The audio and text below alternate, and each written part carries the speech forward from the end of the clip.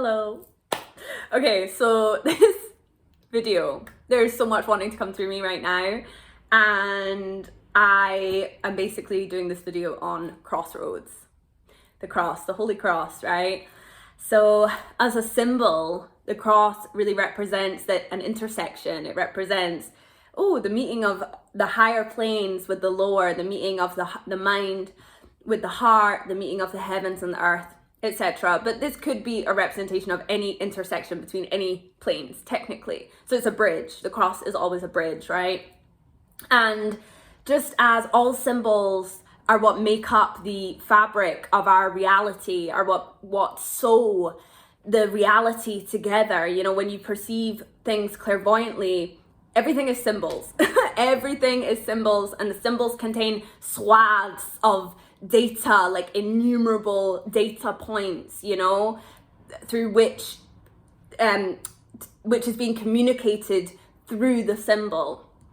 So just akin to how this is what makes up the fabric of reality, as within, so without, we also experience these symbols as real tangible experiences, right? So often we will find that at certain pivotal points within our journeys, we are met with a cross. We are met with an intersection. We are met with a crossroads. And I don't want to feed into all of, there's a lot of stuff that's like, you don't choose this timeline, you're going to die. And we don't choose this timeline, you're going to, I'm not playing it. This is not what this video is. This video is explaining about the way that karmic wheels revolve, and the way that when we are faced with certain choices, we are then it's almost like a wheel comes, right?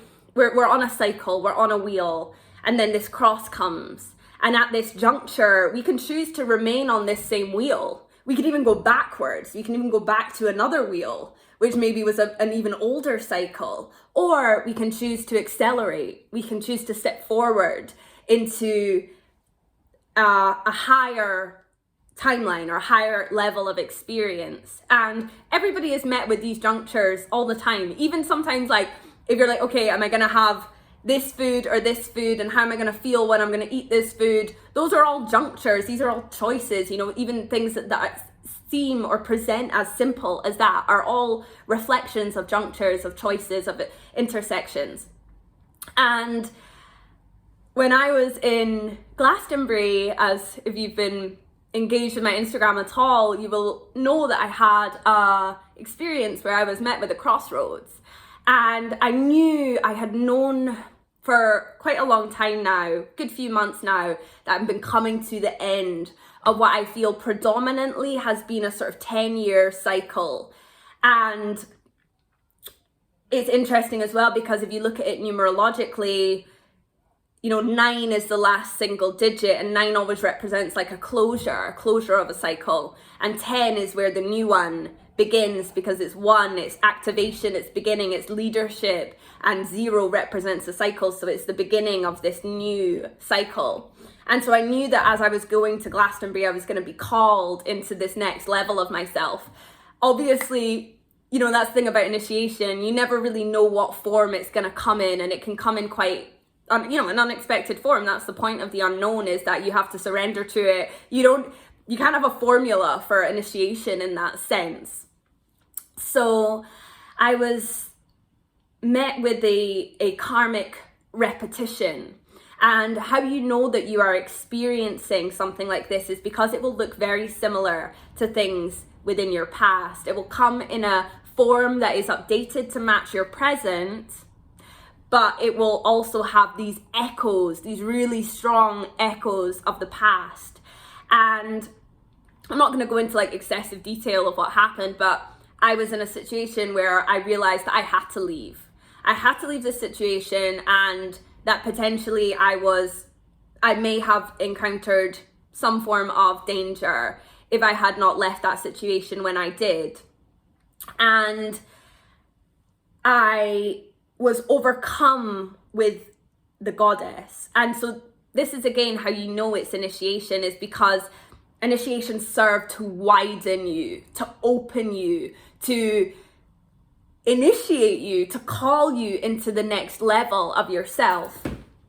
And so that's exactly what this experience did for me. Now, if I had chosen to stay in that situation, I don't know what exactly would have happened, but it certainly wouldn't have been that accelerated level up, which is exactly what has happened by me leaving that situation. So I was sitting there, I was overcome with almost like a chill, with this feeling of leave now. And I heard this voice almost shouting in my head, and I'm very, clairaudient, telepathic, all of that stuff. But this was loud. This was like, leave now. The door is closed. Leave now. And I almost froze because I was kind of already feeling a little bit triggered and feeling a little bit like, oh, I'm uncomfortable in this situation. And I was like, oh my gosh, okay, I need to leave. And it was like, as soon as I made that choice, like, okay, yes, I'm going to leave. I'm committed to leaving. I'm committed to this section of the Crossroads. I'm committed to leaving. I'm not going to remain. I'm not going to stay. I'm not going to remain stuck. I'm going to move. And as soon as I decided I was going to move, the goddess came through me, blew my channel wide open. Okay. It was, obviously I'm a channeler, all of that stuff. But this was like, it was the next level of myself. It was the next level of myself as a healer, as a channeler, as a vessel for the goddess. She came through my whole body, and I just heard myself saying, I'm leaving now. And I felt myself rise up from my seat and exit, vacate, just like that. And as I was walking away, it was like I was there, but I wasn't there, and I remember coming around the corner and I could barely breathe. I was like, what just happened there? And I could feel I had closed this karmic cycle. Like, it was done. It was done. It was over. The door had been shut. And I think that when we are faced with big karmic junctures like that, where you can choose to stay in that same situation, it's almost like the karma that you incur from that will be greater. So it's almost like you could end up in a worse or more difficult situation but then if you choose to exit, right, if you choose to close that cycle, the rewards that you reap are so massive because you're choosing the unknown. It's almost like if I'd have stayed in that situation, there was something familiar about that potential traumas that might have incurred within that situation. It's something that is maybe familiar to me. And so we can find a level of comfort within our trauma. And so when we're going, no, like I choose to exit, it's like that risk and reward thing. It's like the rewards that you reap will be so much greater. But when you choose to remain, that what you might experience can be much greater as well. On the flip side of that is, balance. That's what karmic cycles are. They're all about yielding, creating balance. It's universal law, consequences. So I'm just trying to feel if there's anything else that wants to come through around this. I feel like that's it. That's the message. So again, I just want to highlight, this isn't about inserting fear or anything like that into people, because I know there's a lot of things out there which are doing that. And just to really, speak directly to your soul here, that is not what this is. This is just a message. This is guidance. This is going, okay, if you feel that you are faced with this karmic juncture, it's like we're always being faced with decisions. We're always being asked, we're always being invited to come into the next levels of ourselves, to walk through these doorways. And it's always going to be hard. It's always going to be challenging. It wasn't easy for me to make that choice. Like, yes, I'm going to leave, because my mind was trying to tell me all of this rational stuff about why I should stay. Even though my body, my soul, my intuition was telling me to get the fuck out of there, my mind was telling me to stay, And so it's about recognizing all of those little pieces, all of those intuitions that you have about situations, which sometimes we don't have until we fully leave them. And the veil has been lifted and we're like, oh my God, why did I not pick up on that? But we did pick up on it.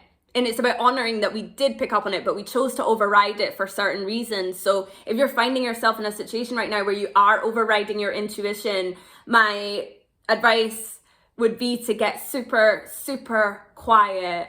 And if you ever feel like you need to leave something or exit something, or, you're being faced with this wheel where it's like you can choose an accelerated version of your evolution, or you can choose to remain stagnant, it is always going to be better to choose the accelerated form of your evolution. It always is, no matter how hard it is, no matter what you need to sacrifice. Our ascension, our evolution always comes with sacrifice. Just like everything, there is a shadow and a light form to sacrifice. Sacrifices can be made to our detriment, but they can also be made to our greatest, most abundant, most transformative evolution.